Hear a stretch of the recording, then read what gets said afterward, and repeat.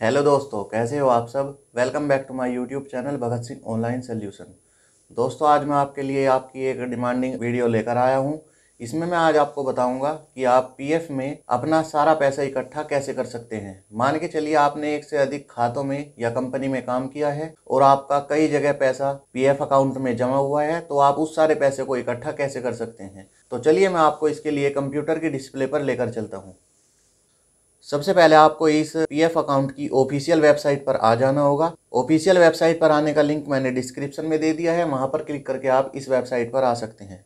उसके बाद आप यहां पर सबसे पहले अपना यूएन नंबर डालेंगे, उसके बाद यहां पर अपना पासवर्ड डालेंगे और यहां पर ये कैप्चा कोड फिल करके साइन इन पर क्लिक करेंगे। जैसे ही आप साइन इन पर क्लिक करेंगे तो आप अपने पीएफ अकाउंट में लॉगिन हो जाएंगे। सबसे पहले आपके सामने ये अलर्ट का मैसेज आएगा, आप इसे हटा लेंगे।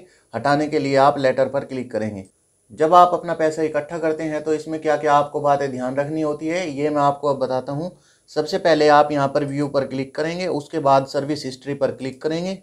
सर्विस हिस्ट्री पर क्लिक करने के बाद आप यहाँ पर देख सकते हैं एसआर नंबर में 4 लिखा हुआ है। इसका मतलब है कि इन्होंने जहाँ पर भी काम किया है वहाँ पर या तो इन्होंने 4 खातों में काम किया है या अलग अलग कंपनी में 4 जगह इन्होंने काम किया है। यहाँ पर एक चीज़ और आपको ध्यान रखनी है कि डेट ऑफ एग्जिट डली हुई होनी चाहिए या नहीं होनी चाहिए, इसका आप यहाँ पर ध्यान रखेंगे। जैसे कि मान के चलिए आप यहाँ पर देख रहे हैं, यहाँ पर 4 कंपनी है। अगर यहाँ पर आपको ये देखना है कि लास्ट कंपनी कौन सी है जिसमें आपने लास्ट टाइम काम किया था, उसके लिए आप यहाँ पर एसआर नंबर के हिसाब से देख सकते हैं। जैसे यहाँ पर ऊपर लिखा हुआ है 4, इसका मतलब है कि लास्ट कंपनी जिसमें इन्होंने यहाँ पर काम किया था वो ये कंपनी है। कई बार ये ऊपर नीचे हो जाते हैं। ऊपर नीचे कैसे होते हैं तो आप यहाँ पर ये देख सकते हैं। जैसे मैं यहाँ पर डेट ऑफ ज्वाइनिंग ईपीएफ पर क्लिक करूंगा तो ये ऊपर नीचे यहाँ से हो जाते हैं। जैसे अब आप देख सकते हैं, पहले यहाँ पर 4 सीरियल नंबर ऊपर था, अब ये सबसे नीचे आ चुका है। इस तरह से ये कभी कभी ऊपर नीचे हो जाते हैं। तो अगर आपको ये पता लगाना है कि किस कंपनी में लास्ट में काम किया था तो इसके लिए आप एसआर नंबर यहाँ पर देख सकते हैं।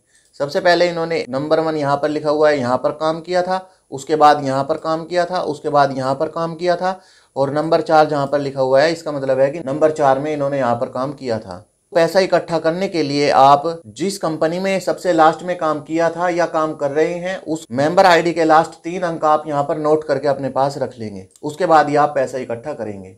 जो लास्ट कंपनी है उसकी डेट ऑफ एग्जिट डली हो या ना डली हो उससे आपको कोई भी प्रॉब्लम नहीं होती है, लेकिन जो लास्ट कंपनी से पहली कंपनियां आपकी है उसमें आपकी डेट ऑफ एग्जिट डली होनी आवश्यक होती है।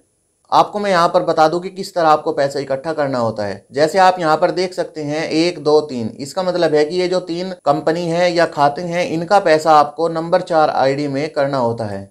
अगर मान के चलिए आपकी यहाँ पर नंबर 4 नहीं है, आपके टोटल 3 अकाउंट है जिसमें आपका पैसा कटा था, तो जो नंबर 3 पर यहाँ पर लिखा होगा उसमें आपको सारा पैसा डालना होगा जो उससे पहले आपने 2 कंपनियों में काम किया होगा। कहने का साफ ये मतलब है कि जिस कंपनी में आपने लास्ट में काम किया है उसी कंपनी में आप अपनी पुरानी कंपनियों का पैसा इकट्ठा करेंगे। इकट्ठा करने के लिए आपको यहाँ पर ऑनलाइन सर्विसेज पर क्लिक करेंगे। उसके बाद आप यहाँ पर 1 member 1 EPF account transfer request पर क्लिक करेंगे। उसके बाद आप ये यूएन नंबर यहाँ से कॉपी कर लेंगे या नोट कर लेंगे और आपको ये यहाँ पर डालना होगा। यहाँ पर आप देख सकते हैं लिखा हुआ है अटेस्टेशन थ्रू। इसका मतलब है कि आप पैसे इकट्ठा किस एम्प्लॉयर के थ्रू करना चाहते हैं। मैं यहाँ पर आपको एक मेन बात बताता हूँ कि किस तरह आप यहाँ पर सिलेक्ट करेंगे कि प्रीवियस एम्प्लॉयर करना है या प्रेजेंट एम्प्लॉयर करना है। मान के चलिए आपने 2 कंपनियों में काम किया है या 3 कंपनियों में काम किया है और जो प्रेजेंट एम्प्लॉयर है वहां पर आपकी अच्छी खासी जान पहचान है, एचआर के वहां पर कर्मचारी है, वे अच्छी तरह से काम करते हैं, तो आप प्रेजेंट एम्प्लॉयर पर क्लिक करेंगे। और अगर लास्ट की कंपनी में जहां पर आपने काम किया था वो कंपनी के एचआर अच्छे नहीं है, अच्छी तरह से काम नहीं करते हैं, तो आप यहाँ पर प्रीवियस एम्प्लॉयर पर क्लिक करेंगे। आप यहाँ पर एचआर के अनुसार दोनों में से किसी एक पर क्लिक करेंगे। यहाँ पर ऐसा नहीं होता कि किसी पर भी क्लिक करके अपना पैसा इकट्ठा कर सकते हैं। हो सकता है कि जिस कंपनी के एचआर अच्छे हो वे आपका तुरंत पैसा इकट्ठा कर दे, अपनी तरफ से वेरीफाई कर दे और फील्ड ऑफिस के लिए आपका वेरिफिकेशन भेज दे। लेकिन कभी कभी ऐसा होता है कि कंपनी से ही पैसा इकट्ठा नहीं हो पाता है, फील्ड वेरिफिकेशन तक बात नहीं पहुंचती है। तो आप यहाँ पर अपने हिसाब से दोनों में से क्लिक करेंगे। जैसे मैं यहाँ पर प्रेजेंट एम्प्लॉयर पर क्लिक करता हूँ, उसके बाद यहाँ पर मैं गेट डिटेल्स पर क्लिक करूँगा। गेट डिटेल्स पर क्लिक करने के बाद आप नीचे स्क्रॉल करेंगे। उसके बाद आप यहाँ पर देख सकते हैं एस्टेब्लिशमेंट। इसका मतलब है कि यहाँ पर कितने खाते हैं। जो मैंने अभी आपको पीछे दिखाया था कि 4 खाते वहाँ पर उनके थे, तो आप यहाँ पर भी देख सकते हैं टोटल 4 खाते हैं।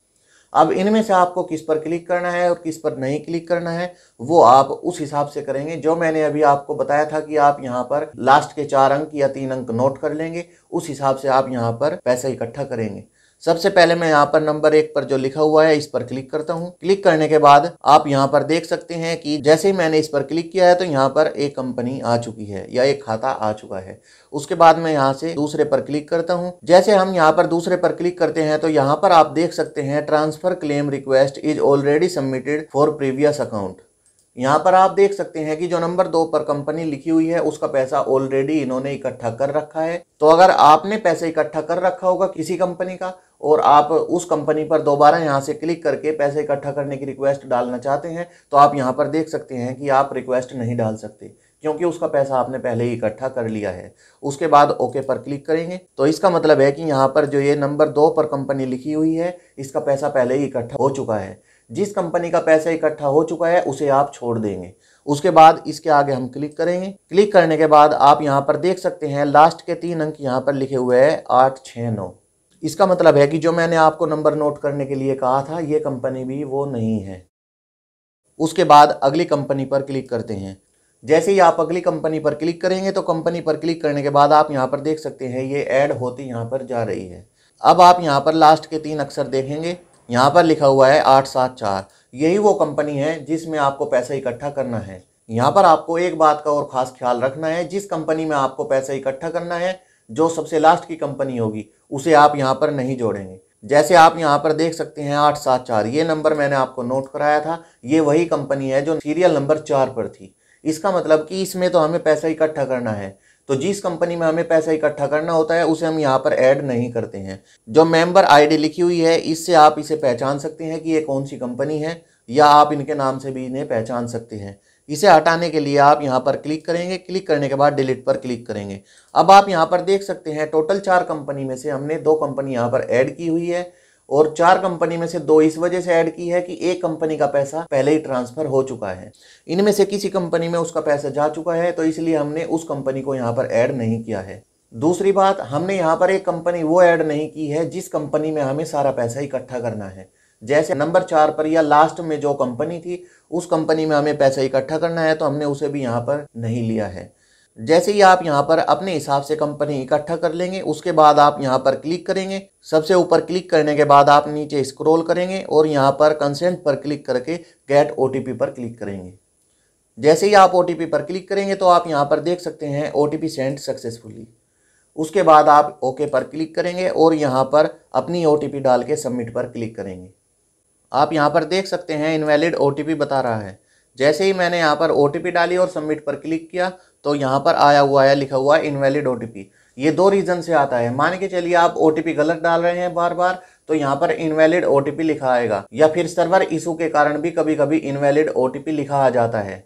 तो यहाँ पर आप जैसे ही OTP डालकर सबमिट पर क्लिक करेंगे तो आपकी रिक्वेस्ट सबमिटेड हो जाएगी। सबमिट होने के बाद आपको अगर उसका स्टेटस देखना है तो आप ऑनलाइन सर्विसेज पर क्लिक करेंगे। उसके बाद ट्रैक क्लेम स्टेटस पर क्लिक करेंगे। जैसे ही आप वहां पर क्लिक करेंगे तो आप यहाँ पर देख सकते हैं ट्रांसफर क्लेम स्टेटस। इसके नीचे ट्रैकिंग ID वगैरह दी गई होगी, क्लेम टाइप दिया गया होगा और आप यहाँ पर देख सकते हैं प्रिंटेबल फॉर्म 13। पैसा एक जगह इकट्ठा करने के लिए फॉर्म 13 भरा जाता है। उसके बाद आप यहाँ पर ये स्टेटस देख सकते हैं। जैसे अभी यहाँ पर लिखा हुआ है claim status rejected by field office. इसका मतलब है कि इन्होंने पहले कभी यहाँ पर पैसे इकट्ठा करने की रिक्वेस्ट डाली थी। अगर वहां पर लिखा आता है रिजेक्टेड बाय फील्ड ऑफिस, इसका मतलब है कि इनके फील्ड ऑफिस ने इनकी रिक्वेस्ट रिजेक्ट कर दी है। और अगर यहाँ पर लिखा आता है एक्सेप्टेड बाय फील्ड ऑफिस, इसका मतलब है कि इनका पैसा इकट्ठा हो गया है और अब ये अपने पैसे को निकाल सकते हैं। बस यहाँ पर आप एक बात का ध्यान रखें कि अगर आपको सारा पैसा अपना निकालना है तो लास्ट कंपनी जो आपकी है वहां पर भी डेट ऑफ एग्जिट डली होनी